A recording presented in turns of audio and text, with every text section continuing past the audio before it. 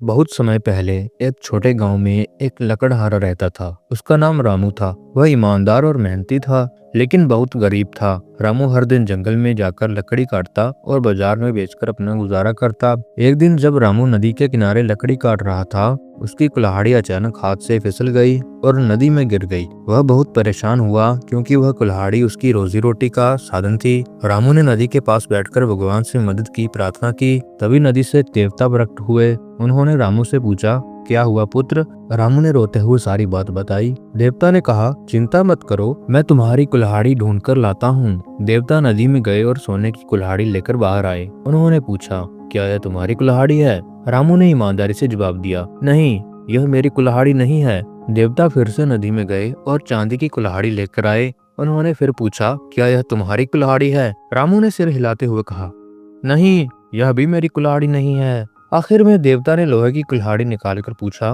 क्या यह तुम्हारी कुल्हाड़ी है? रामू खुश हो गया और बोला, हाँ, यह मेरी कुल्हाड़ी है। रामू की ईमानदारी देखकर देवता प्रसन्न हुए। उन्होंने रामू को उसकी कुल्हाड़ी के साथ सोने और चांदी की कुल्हाड़ी भी दे दी। रामू ने खुशी खुशी देवता का धन्यवाद किया और घर चला गया। रामू की कहानी गाँव में फैल गई।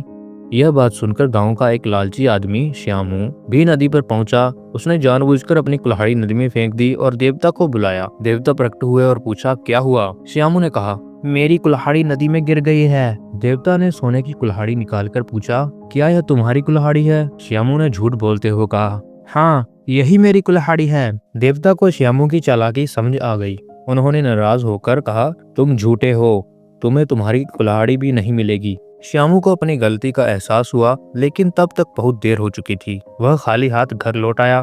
कहानी की शिक्षा, ईमानदारी हमेशा इनाम लाती है, जबकि लालच और झूठ से केवल नुकसान होता है। दोस्तों, अगर ये स्टोरी आपको पसंद आई है तो वीडियो को लाइक और चैनल को सब्सक्राइब करना मत भूलना। फिर मिलते हैं एक मजेदार स्टोरी के साथ। धन्यवाद।